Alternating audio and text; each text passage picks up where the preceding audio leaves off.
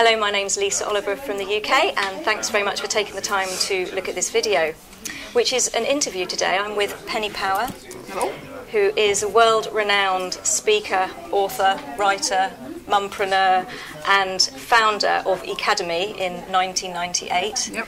When your children were very young, Yeah, and I think you founded it in Pizza Express. Yeah, the idea was there. And I'm very fortunate that today Penny's agreed to sit down and talk to me about social networking in business. So Penny, thank you very much for sitting down with me today. Lovely, thank you for asking me. In 1998, nearly 13 years ago, you obviously had this vision. You could see something that we couldn't see. What was that? Well, a lot of it comes from what drives me, and I'm a very people relationship person. And when everybody was getting very excited about the internet, I was fortunate, as I think a lot of women are very fortunate. If you can get a little bit of time out, sometimes you can sort of have a helicopter view of people in life. Yeah. And everybody was getting very excited about the internet and very excited about the transactional opportunity of the internet, and Amazon and eBay and PayPal, and you know, it was almost becoming a new marketplace, and it was becoming a gold rush. And I remember my husband was consulting in that environment. He created the first world online auction through Mercedes, selling off their second-hand cars, which was interesting. And he used to tell me all about it. And I really was that sort of breastfeeding mum at home at the time. I'd had 5 years out by then.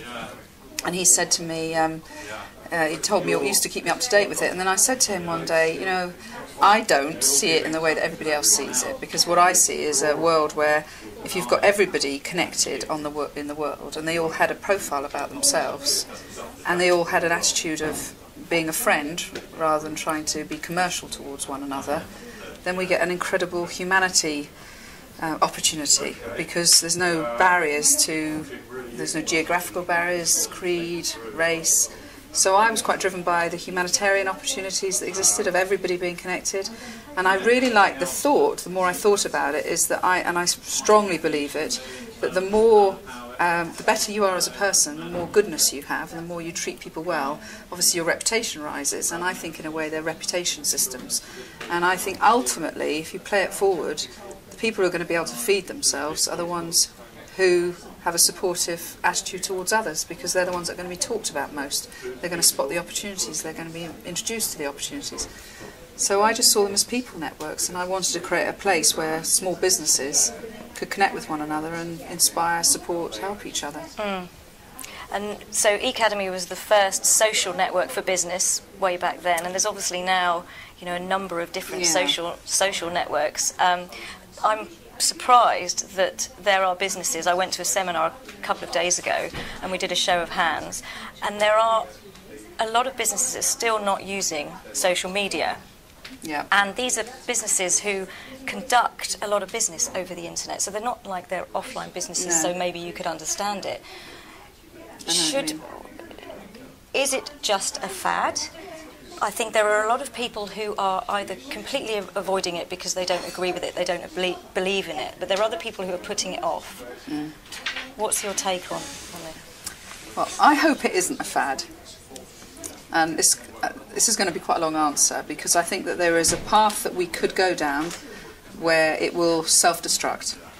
And I'll talk about that in a minute. And therefore we'll all look back on it on history and go, that was a fad. That would be great sadness to me for the reasons I just said about the long-term vision of what I think they could be. In terms of businesses now that have got websites, and they're really busy chasing their tail, trying to do their business, and their website is just another tool for them, and they don't really want to think about it. They've abdicated that responsibility to a webmaster or to a company, and they don't really want to think about it. They haven't put their heart into that website. The leap of going from a website where they see that as a marketing funnel where they might get business out of it, the leap to having to be social and have the time to engage and be social with strangers is enormous. And I can understand people saying, I haven't got the time for that. And when I do my speaking or conferences or training, I always say to people, and I'm obviously training, I tend to train people in their sort of 35 upwards, so they've not been brought up Facebook. And I say to people in the room, how many people love technology? Less than 10% put their hands up. I'm not surprised. If anybody asked me that, I wouldn't put my hand up either. No, I wouldn't.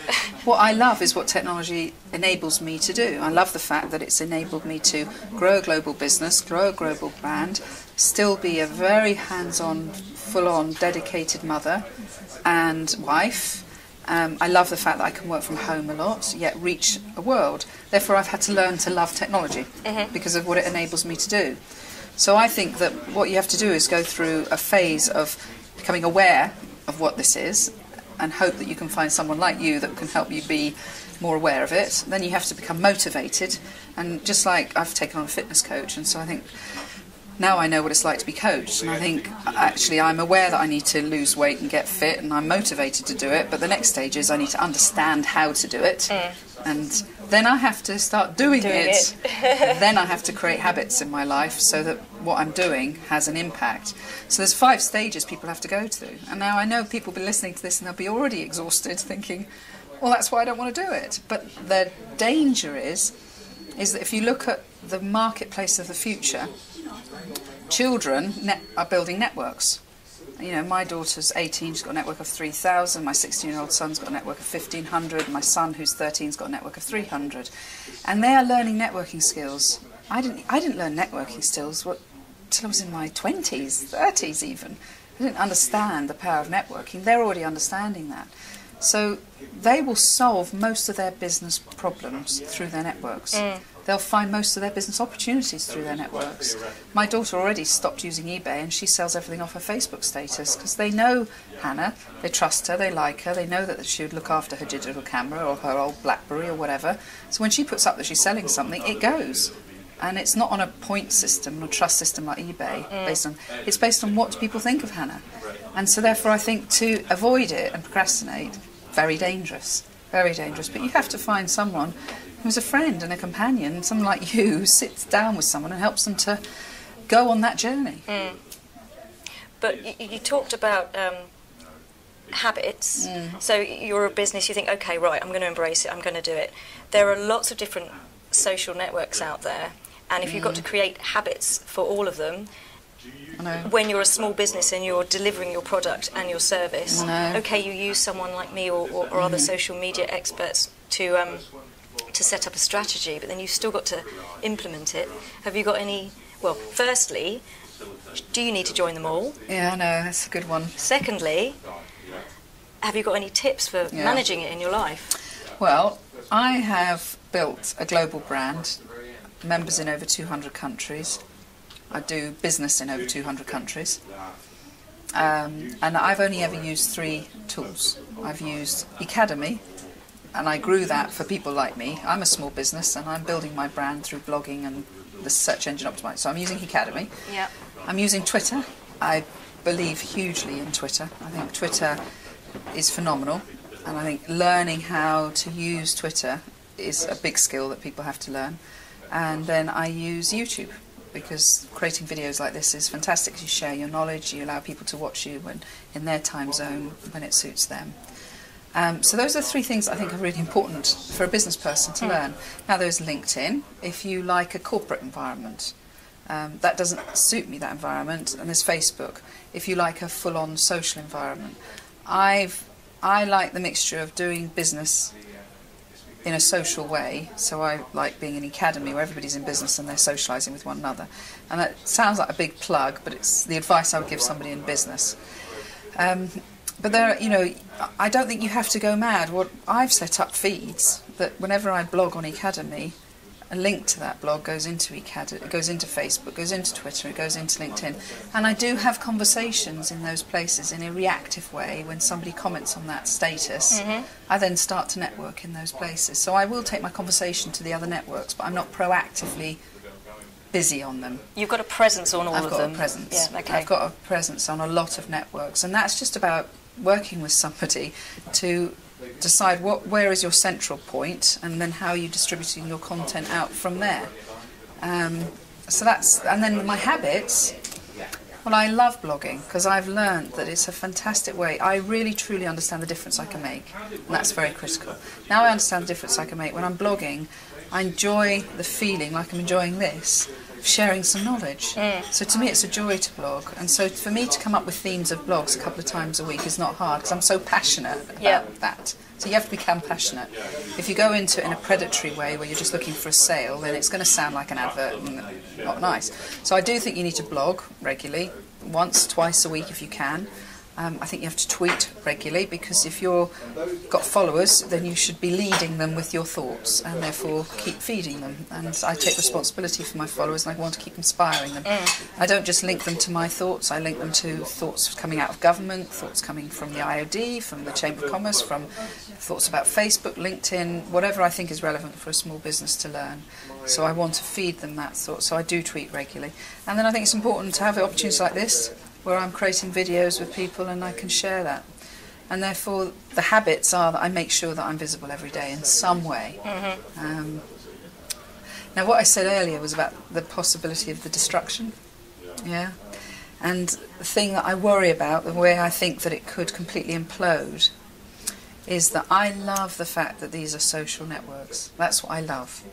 And I love the fact that I liked a book called Permission Marketing by Seth Godin. Oh yeah, he's the Purple Cow guy. Yeah, and he wrote a book. I read it 12 or 13 years ago. It inspired me with Ecademy. And what he talks about is turning strangers into friends and friends into customers. Well, I've changed that a bit in my mind, where I say strangers into friends and friends into followers. And I like that permission marketing thing, where you get to know people and they like you and then they'll follow you.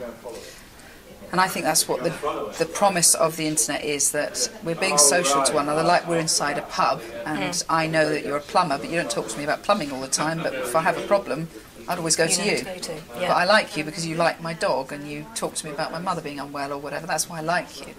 And I refer business to you for the same reasons. And so I love that. But the reason I think it might implode is that last year, 2 years in a row, I've chaired a social media conference at Olympia. First year, loved it. Second year, it was full of predators, the pariahs, the people saying Facebook is a marketplace. And suddenly I saw the joy of a social world being turned into a marketplace. And even now I have changed my sentiment towards these social places, because I think I'm going on there and people are selling to me. And I don't want to walk into a marketplace 24 hours a day. And I think where it could implode is when all these large organisations are just using it as a marketplace, don't really care about the customer experience or whatever. And they're not turning people from strangers into friends, they're trying to go from strangers to customer. And that's why I think it could implode, because I think if that part of it takes over, then, well, I'll be out of it. Because I just wouldn't enjoy that. You need a life, you know. That's something that surprises me as well. I mean, you talk about setting up the habits and using Twitter the right way.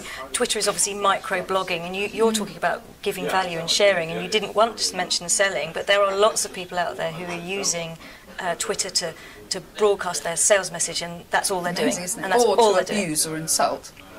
That's well, yes, that too, yeah. And on Facebook as well, people that are just, oh yes, I'll add you as a friend, you're now a friend, here's my you know, revolutionary new business opportunity that you must sign up to, and you're like, why would I do that? I know, and I would call it Twitter rape, because I'm getting people from America putting at Penny Power, hope you enjoyed your holiday with us, and a link to their holiday company, so that it's telling the world that I apparently use them. Yeah. And that to me is sort of product placement when you haven't actually... horrendous. Yeah. And what can you do about it? Because it's out there now. And so now this comes down to the fact that I think it's really important that if I set up a new town, you know, if I created Basingstoke or Milton Keynes, right, from the very scratch, I would probably say, citizens of this new town, these are the values we have, this is the experience we'd like you to have here. And if anybody spits, swears in the street, abuses, shouts at people, is insulting, bullies, does graffiti, smokes pot on the corner, please tell us about it, because those aren't the values of our lovely new town that we've created. So to me, Ecademy has always been like it's virtual, but it is a town. You go in there and you have an experience of citizens. Therefore, we've always had a value base of, if anybody steps outside of this, please can you tell us? And we will educate that person, or we'll ask them to leave. Now, I've Googled Facebook values and I came up with shareholder value, which says it all. I would like to know what it means to be a proud citizen of Facebook. And what is their ethics and what is their ethos? And I mean, this is when I really can get on my soapbox. And if I ever get more, we're launching a manifesto, and this is one of our manifesto points for Digital Business Britain, backed by Mark Prisk, who's the Minister for Business and Enterprise. Because I think it's time that we said, who are we as a British nation online? What are our values? Because if you went on and started insulting people across the world as an angry, bitter British person, you're damaging the reputation of a British person online. Yeah. And what I worry about is that we're going to become a third world nation online. And doesn't take long. We've got members in India, we've got members in Australia, on the Pacific Rim in America, and I know what they think of some of the British people. I'm embarrassed by that. So I think we have to start saying what are the values of the British people, what do we want to represent online, and also what are the values of these places that we're using? Facebook, LinkedIn, Twitter, the Academy. What are their values? What do they stand for? Otherwise, I think it'll all implode. One thing I did want to ask, because I get a lot of questions about it. Yeah. Business brand, you've got a company, you promote that. Personal brand, you want to grow that. Social media, overwhelming, time-consuming, as we've just discussed. Should you have 2 accounts? How do you manage your business brand and your personal brand? Or don't you? What my opinion on this, okay, and there's lots of opinions, but my personal opinion and my experience over the last 13 years is that Penny Power, I will be Penny Power till the day I die. That's always going to be my brand.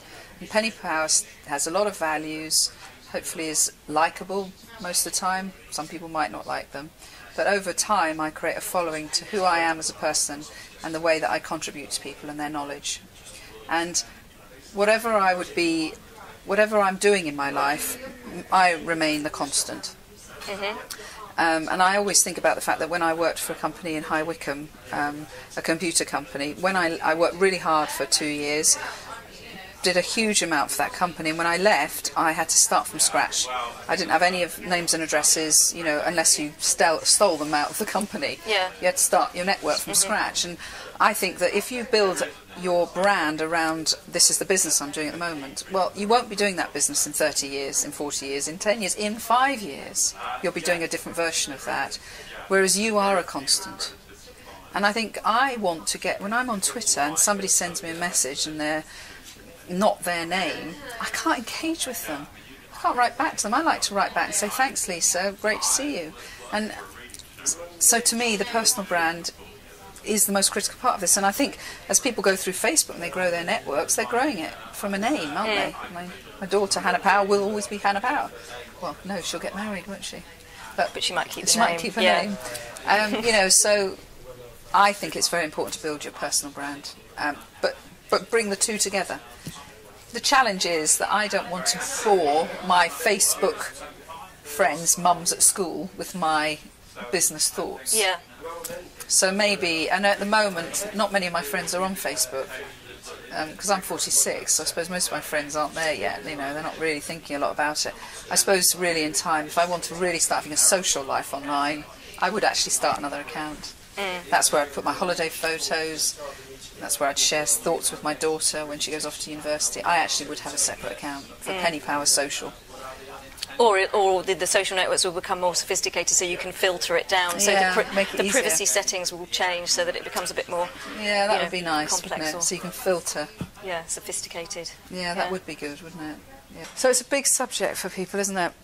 You can imagine how scary it is, and it is, like you said at the beginning, it's incredible how many people are still not doing it. Or then some people are doing it, but they're not doing it consistently. And what I always say to people is, because I'm no social media expert, certainly not, but I'm getting better, and I'm using it much better now than I was a year ago.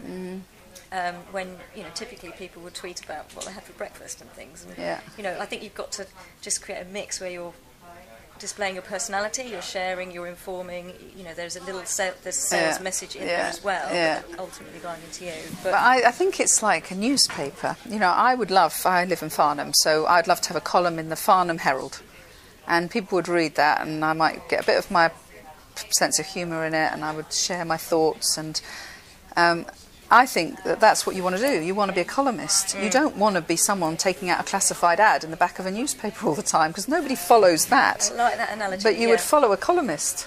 Yeah.